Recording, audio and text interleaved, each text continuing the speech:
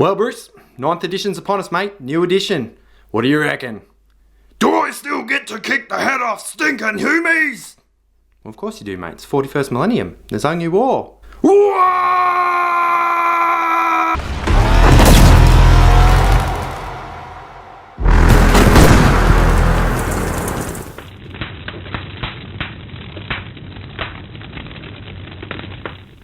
Alright guys, welcome back to the channel. Welcome back to Death from Above 40k. It is 9th edition time. It's battle report time.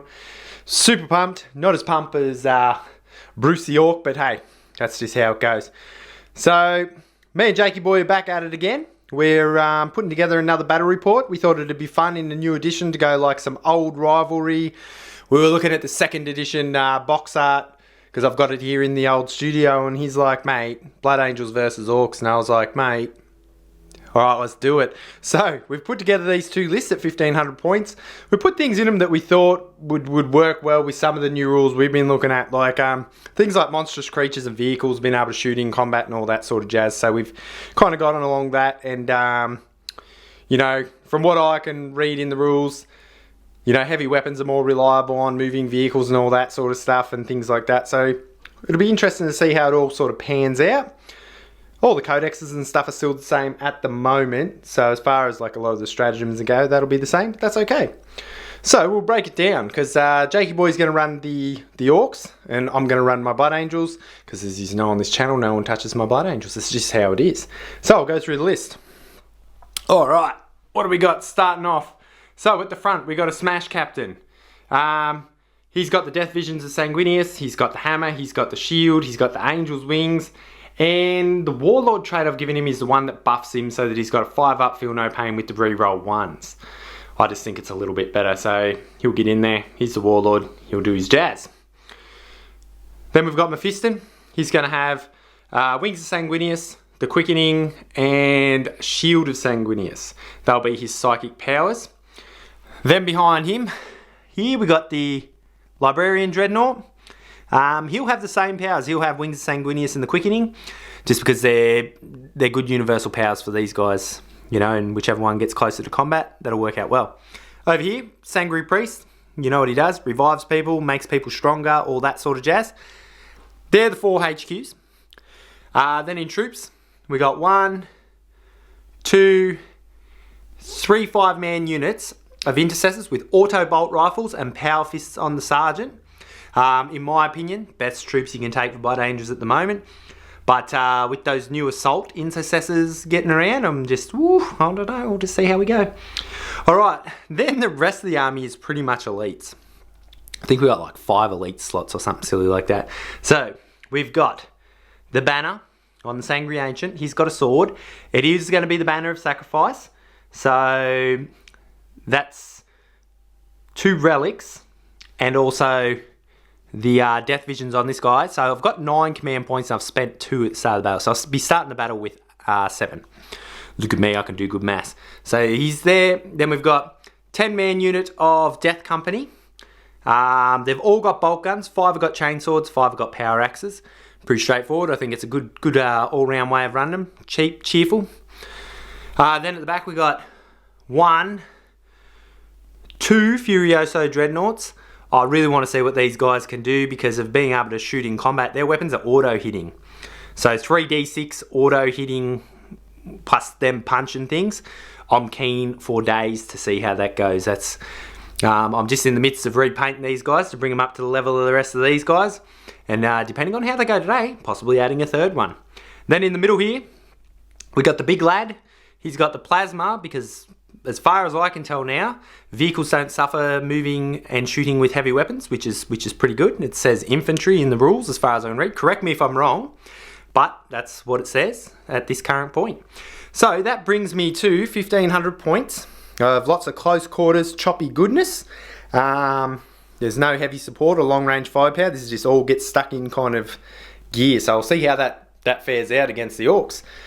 Alright, then the Orks. We got the Bad Moons.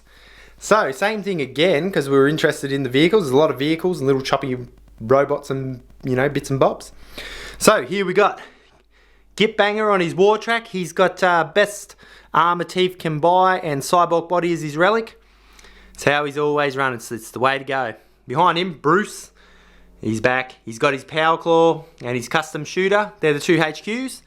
Then we've got 1, 2, 3 12-man boy units, shooters, rocket, combi rocket on the knob, power claw on the knob, and then on the vehicles behind, they've all got rockets as well. Then we've got elites. We've got 5 knobs with big choppers. They'll be riding in here with the war boss. Then heavy sport. We'll start over here. We've got 10 looters. They seem to always do something every battle, so they keep making it back. Probably should jack them up to 15 looters, but we'll get around to it. Then we've got 3 killer cans. They got their can claws. The only thing is, these Grotzukas are not Grotzukas, they're rockets. I've got to go around to changing them, but as Jake just said, they're Orks, so just imagine they're firing scrap rockets. Then last but not least, the big boy. He's got his custom force field, he's got all his bits and his bobs. It's going to be interesting to see if this guy gets in combat, just letting off rounds everywhere and punching things at the same time. I'm super keen to see that. I've got this vision of, you know, all these dreadnoughts and killer cans just dakka and punching each other in the face. So Jake's comes in at 8 command points and he's got his full command points. So at this current juncture, I will say too, the command points thing, we're subject to change with battalions and everything like that. We're just running it as that for now. Don't stress about it. There's plenty of command points. Alright guys, so we will roll up a mission and we'll get back to you. See what we can do with these 2 forces. Alright then.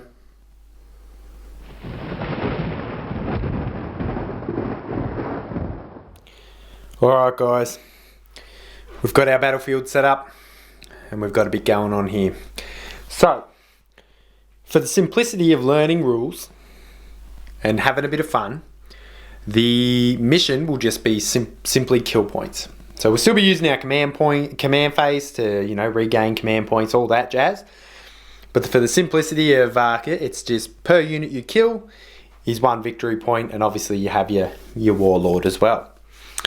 So at this current juncture, the way it's turned out is Jake has first turn with his Orks. He's set up here in the centre on this side. So we've taken it in turns of setting up our armies 1 unit at a time, as it says in the rulebook. And then we've rolled off to see who gets first turn. It's turned out he's got first turn. So what has he done? He's got his 3 trucks here, filled with boys. He's got 3 killer cans there. He's got his Def Killer War Track, the big boy up front, and then looters here. So the war boss and knobs are inside this guy. As I said, these guys are full of boys. This and that, and other than that, everything's on the battlefield. Things are just mounted in vehicles. So that's his setup. Then over here, ready to take the hit. I've just set up everything on the battlefield just for simplicity's sake of learning and just really getting into it, you know, having fun. So what have I done? Intercessors all up the front, 3 5-man units. Captains there in the middle. Behind that, Banner. Then we've got Mephiston there, Sangry Priest. Behind them we've got the 10 Death Company. Then hidden behind this building, because we're going second to keep some of my vehicles alive, because that army has massed amount of rockets. We've got the Furiosos, the Librarian, and the big boy. The big boy. Alright, so at this current juncture, it's just going to be, from what I can see, we're going to march into the middle here, and we're going to have ourselves a punch up. That's about the size of it. Those Orks are all over there wanting to get over here and punch on with us, and we're all like, come at me, bro. Alright, so we'll have the Ork first turn, see how this plays out, and see what these Orks can do to the Blood Angels. Alright, we'll get back to you in a minute.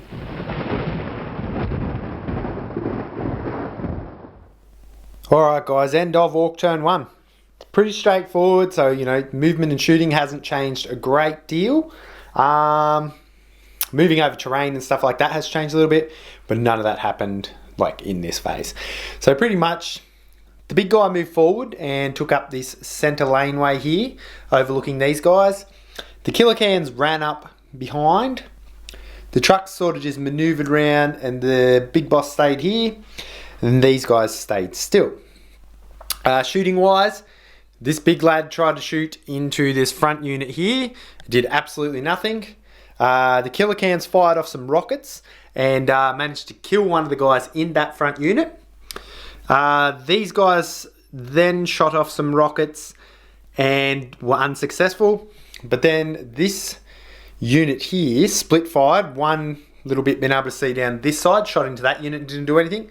But then this side that can see coming down this side, killed one intercessor and wounded another over here. So for a first round of Orc shooting, pretty typical. They'll either go off or they don't go off. So that's the end of the first round for the Orcs. They've taken a solid stance, killed some Marines, and put themselves in a position to crush heads. Alright, we'll get on with Blood Angels turn 1 and see what their retaliation is.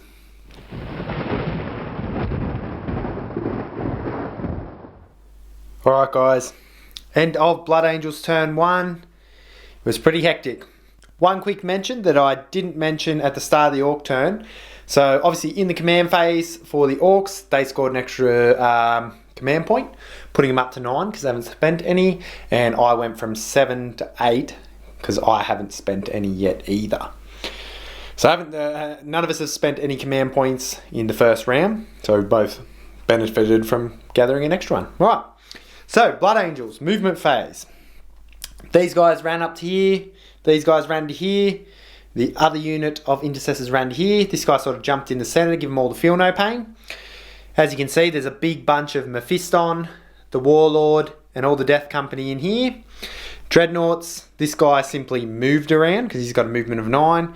And these guys ran, so from this back here, because Blood Angels trait, you know, these things move 8 as it is.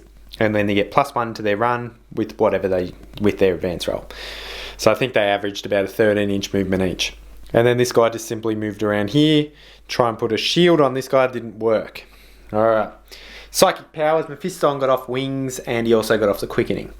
As you can see, the big Morkonaut that was in the center there is absolutely crushed. That was a combination of the entire army. Not that that means a lot because most of the army was just firing bolt rounds. Except for this big guy, he started it off, he shot his plasma. He rolled a 6 for the amount of shots. And ended up only doing 2 damage. But hey, he overcharged, he came, he saw, he shot a chunk out of it. He opened up a crevice where the rest of the stuff stuck in their power weapons and chopped it up.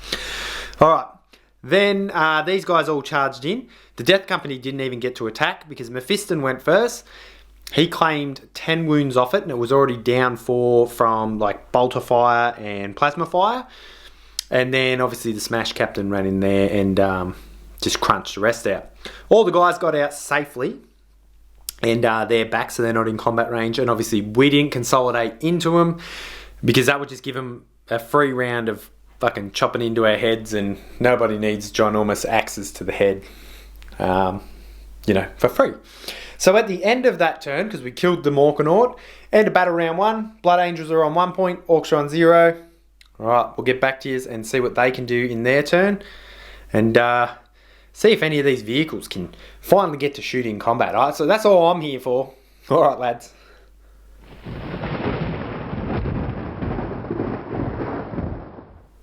Alright, guys.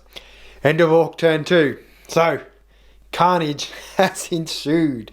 We've got some crazy stuff that's gone down here. There was a massive scrap in the middle and a fair bit of stuff actually died. So, what are we looking at here? In that round, a lot of this stuff stays still. So these guys sort of sat there and shot. These guys sat there and shot. And these guys sort of moved across here and provided some shots to the middle. And then this guy shot. And obviously the War Boss and the Knobs shot as well. Between these 3 trucks, these guys and these guys, they killed all of the Death Guard, so all 10 of them in a round of shooting. This is one of the things that's rough with Death Guard, as opposed to why I like to take Assault Terminators, because Death Guard are one of them things, anyone that plays Blood Angels, they cannot take hits. But hey, you can't win everything. So, they got annihilated either way with their feel no pain and everything. Then in here, some shenanigans happened. So, the Knobs charged in, there was a War Boss charged in, and also this Death Killer War Track charged in. The Death Killer War Track and the War Boss slapped Mephiston into the dust. They killed him, Then Mephiston, I paid the 2 command points for Only in Death does duty end, and I managed to slap 7 wounds back off this guy. So I was 1 wound off killing him. I was like, bugger. Then these 5 knobs hit this guy, the Smash Captain, with their big choppers, and I only managed to take 3 wounds off him. Then he turned around and hit the war boss that was in there and smashed him into the dirt. And then this guy consolidated in there. So, at the end of that round, that means that the Orks killed 2 units, scoring them 2 points, and the Blood Angels also killed one, so they'll get a point for that as well in the Orks' turn. But that was a pretty good round of combat in there, just absolute carnage. So the Blood Angels will now have to step it up and come forward. I'm slowly starting to see that there's a lot of arm here, and I didn't bring a lot of anti-armour, besides things that get up in your grill. So, good turn by the Orks, good solid turn. We'll be back to you in a minute with Blood Angel turn 2.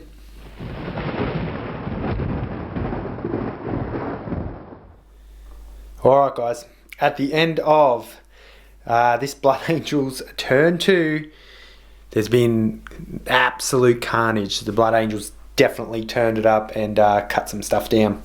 Pretty impressive really. What happened? So, the front unit of intercessors up here just moved forward. The other 2 ran, and then these 2 jumped in the middle of them. Then all of this combined shot here and cleared out the looters, so that scored them 1 point. Then coming in here, these 3 dreadnoughts let's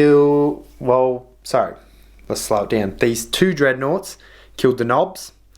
This guy then punched out, so my warlord punched out his warlord. This guy was in the combat, he's just moved forward. He also, in the shooting phase, the Redemptor Dreadnought managed to wound one of these guys 3 times. You know, his macro, plasma incinerator, and all his other guns. One thing I'm noticing, correct me if I'm wrong, but I've read it from what I'm reading in the rules, because vehicles don't suffer the neg to moving and firing heavy weapons. It's already a massive leg up for things like dreadnoughts and stuff like that, and so it should be. They should have stabilising systems and stuff like that to stop them from going off aim. Surely they can move around and fire. So they cleared out all this centre bit. The Librarian Dreadnought moved to here, then he cast Wings and Quickening, flew over here, charged in and decimated a truck. The truck didn't blow up, but 2 of the boys did die getting out, and then I didn't consolidate into them. Didn't want to do any more of that combat. Thinking about it now, probably should have, because they're just going to rocket me to death, but hey, decisions made. So, at the end of this Blood Angels turn 2, the Blood Angels are on 7 points because they've just killed 4 units plus Warlord. So, pretty big leg up. We'll see what the Orks can do in their turn. The other thing too, I paid the command point, I think it's Wisdom of the Ancients. The one that gives the a Dreadnought pretty much the Captain aura of reroll 1s. Because he got on his power, I rolled on the Quickening an extra 3 hits. So he had like 7. So it was definitely worth paying it to get all those hits off. So that's what happened. We'll get back to you at the end of Ork turn 3 and see what kind of carnage they have done. Alright guys.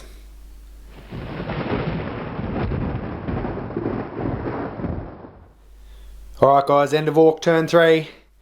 It's not looking good, but they've fought back pretty hard. So, what happened? The rockets from here, like these trucks in this unit, fired into the Librarian Dreadnought. They took 6 wounds off him total. Then these guys charged in, attacked him. They only took 1 wound off, but then Jakey Boy paid the 3 command points for the unit to go again. And then while the unit went again, they managed to finish off the Librarian Dreadnought. So that was pretty handy. Got him off tab, got him out of the way. Then over here, these guys fired rockets into the big Dreadnought, the Redemptor, and then they paid the command points. I think it was showing off and the exploding hits, and they fired into him again. They took him down like 8 wounds or something, then they ran in and finished him off. But then what I did was paid the command point to heroically intervene at 6 inches in here, smashed one out of the way and cleaved one in, like one down, half wounds. So at the end of this round, the Orks killed 2 units, 2 big dreadnoughts, which is quite handy because they're the things that are going to smash open trucks and stuff. There's still these 2 here, but they've sort of clawed their way back in. Get it? Claude. Oh. Yeah, that's how I live my life. But they've still got a lot of Blood Angels to contend with. But who knows? It come down to what can the Blood Angels do? They're going into the assault phase. So, yeah, I don't know. We'll see what happens. Orks are those sneaky ones. If you keep up with the channel, they always look like they're done, and then they pull off some sneaky shenanigans. So we'll see what happens, and we'll get back to you on Blood Angels turn 3. All right.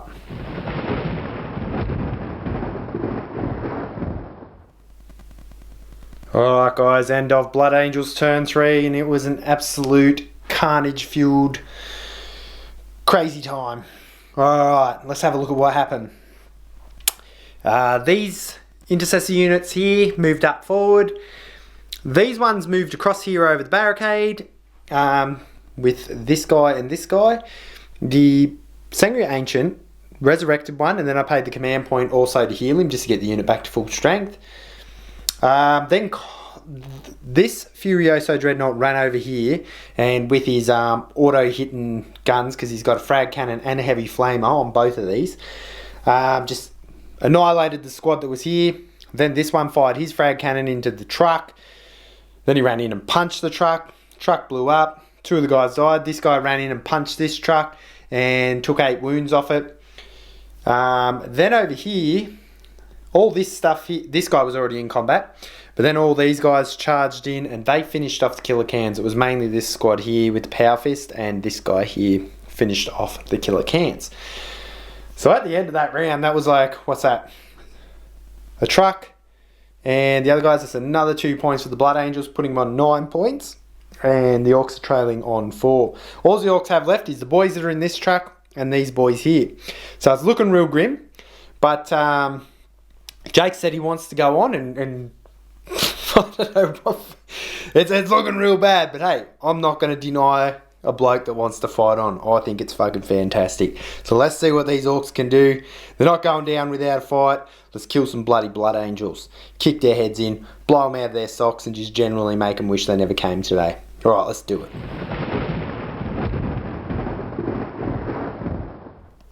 Alright guys, end of Ork turn 4. And funnily enough, they have been tabled on their own turn. Let's have a look at what happened. So, the boys got out the back of the truck that was there. All of the boys shot into these guys, like combination shooting to try and kill them. They killed 2 of them. Then the rocket tried to shoot while it was in combat. So once this battle we got a vehicle to shoot in combat, it wasn't successful. And then one unit charged through here because he was going for Warlord. He wanted to kill him, which I thought was suitable, because if he had come through here and killed him, moral victory and all that. And then the other unit charged across here and charged into these guys. So then when it comes to combat, their hits just bounced off these guys and hits just bounced off these guys. Now, the way that it worked out, they were in combat. This thing crushed the truck. This guy and these guys just crushed out the rest of the boys that were here, and then when he charged over here, I was able to heroically intervene with these 2 and crushed out the rest of the Ork rebellion, leading to an absolute solid Blood Angel win. So at the end of this, we're not even going to bother with man of the match, more of a takeaway of thoughts of for this edition. I was really hoping to do some shooting with vehicles in combat. Only happened once throughout the battle. I suppose it's like pistols. It's something that sounds really cool. Maybe in other battles it might happen. Might be more for Imperial Guard and stuff like that, that, you know, their tanks get stuck in combat. Things like this, they sort of seem to just crush out the units before the combat was just ended before it even kicked into it. So, but I will say these 2 here, they're ready for their new paint job to match up for the rest of the army, but they worked really well with the synergy of the army, so I think I'll bring them back a few times again. Like the amount of auto-hitting shots they get, and I think if they did get tied down by massive units because of those auto-hitting shots in combat, they're not going to be tied down for long. Other than that, the command point thing at the start, getting that free command point, really made a massive difference into how many command points you can spend, because as the turns roll on, if you got that battle forged army, that seemed to come in real handy. Like, no one ran dry of command points this game. I don't know if it was purely because of that or we weren't spending as many, but that was the thing. Other takeaways, just an absolute stomping. It'll be interesting to see what happens, like, moving forward with codexes and everything. I think that was one thing that was a standout for me. I think that the current codexes with the new rules gelled really well, especially with all the updates from the Psychic Awakenings, which we'll use today. So we'll see what happens. You know, Blood Angels got their heads kicked in by Death Guard, and the Orks won their last match, so it was a swap round. So if you follow along on the channel, you already know that. So there you go, Blood Angel people that follow along, there's your victory. And to you Orc players, we'll get back to the drawing board and put something together so you can get a bit of a win. Hope you've enjoyed this, and we'll get back to you in the next one.